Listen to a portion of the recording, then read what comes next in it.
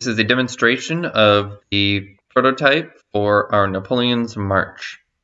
So I'm going to go ahead and open up the page here. Press space to hear instructions. So it says press space to hear instructions. And this starts out with web text-to-speech, and I'm going to go ahead and turn off my screen reader so you can hear the web text-to-speech. This is a representation of Napoleon's March of 1812. Key commands, / toggles between web text-to-speech and a screen reader. Space plays these instructions again. Control stops. So anyways, this basically tells everything you need to know about the representation, and it goes on for a little bit, but it goes to the interface and then the different variable mappings, but I'll go through these with you guys. So this basically is like a line, and you're walking from Vilnius to Moscow along the troop line, and you toggle on each line by pressing the left or the right arrow keys. The right arrow key is the advancing line, the left arrow key is the retreating line.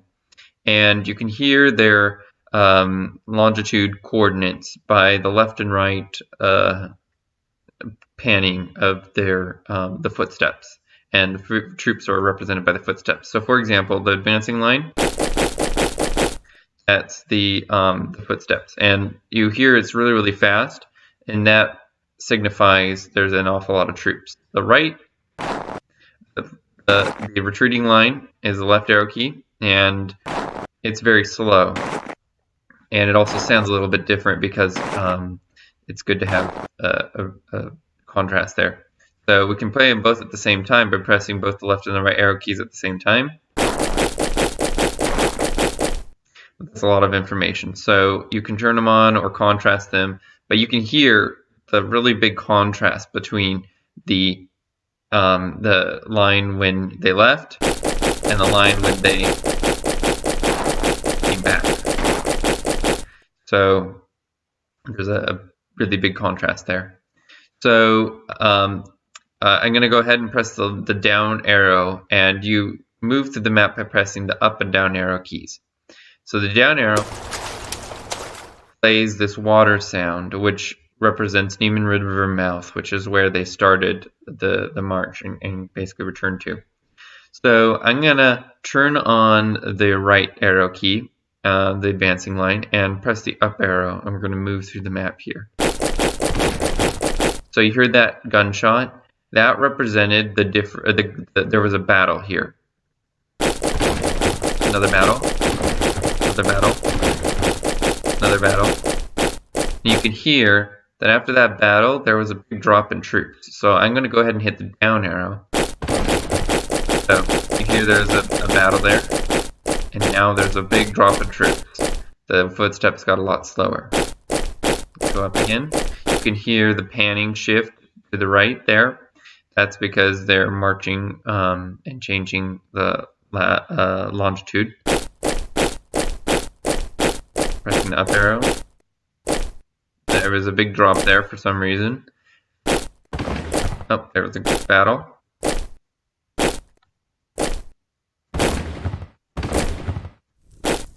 And you hear that fire. That represents Moscow because they burnt Moscow to the ground. So now we're going to listen to the retreating line. So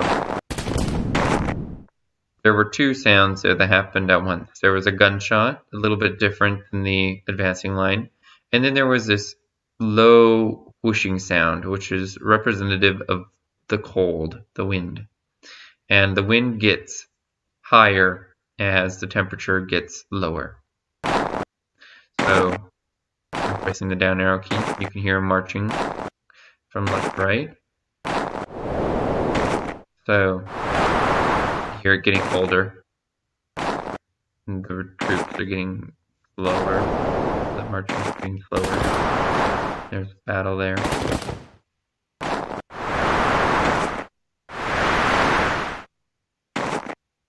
There's not very many.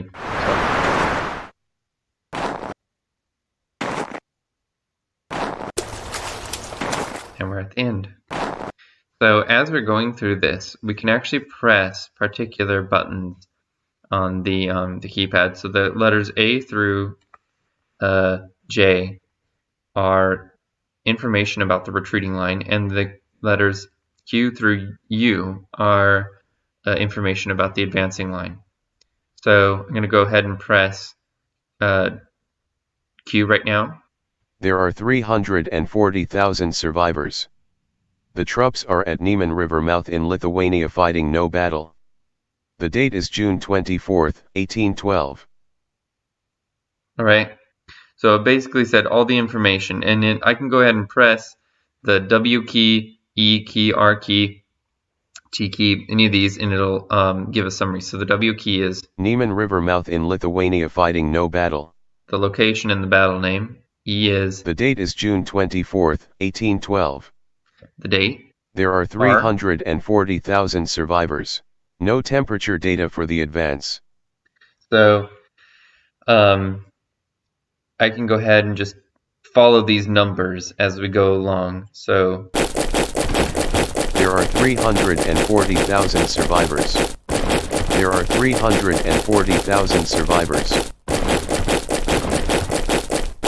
There are 300,000 survivors.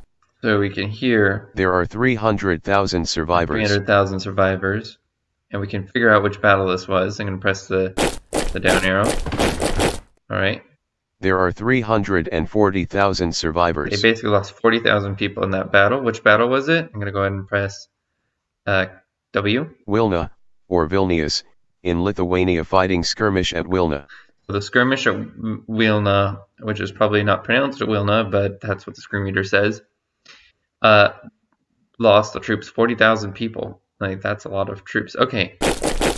Anyways, let's keep going. And we can see where we're at. Globoko in Belarus fighting no battle. We're in Belarus now. Going up. Alright. That lost a lot of troops too. So let's see how many troops there were. There are 145,000 survivors. Alright, let's go back. There are 175,000 survivors. That went from 70,000 to 40,000. Vitebsk, Vitebsk, in Belarus fighting no battle. Here we go. Smolensk in Russia fighting battle at Smolensk. Right. We can hear Moscow, in Russia fighting no battle. We're in Moscow. Alright, and we can go ahead and do the same thing for the retreating line. Tarutino in Russia fighting no battle. Maloyarozhye, Malovoroslavets, in Russia fighting battle at Maloyarozhye. Alright, so I'm going to go ahead and check the temperature here. There are 96,000 survivors and the temperature is 0 degrees Celsius on the retreat. 0 degrees right now. Any down now? The temperature is -9 degrees Celsius on the retreat. There are 37,000 survivors and it is -9 degrees. The temperature is -21 degrees Celsius on the retreat. There are 24,000 survivors and it is -21 degrees. There are 37,000. There are 24,000 survivors and it is -21 degrees. You can see there were about 10,000 people that just died right there between those two. There are 37,000 survivors and it is -9 degrees. -9 degrees. The temperature is -21 degrees Celsius on the retreat. Degrees. There were 10,000 people who died. There are 20,000 survivors and it is -11 degrees. There are 20,000 survivors and it is -20 degrees. Let's see what battle. Berzina, River, in Belarus fighting battle at Berzina, River. Okay. Berzina, River, in Belarus fighting battle at Berzina. The temperature is -24 degrees Celsius on the retreat. There are 20,000 survivors and it is -24 degrees. The temperature is -30 degrees Celsius on the retreat. There are 12,000 survivors and there are 14,000 survivors and there are 8,000 survivors and it is -26 degrees.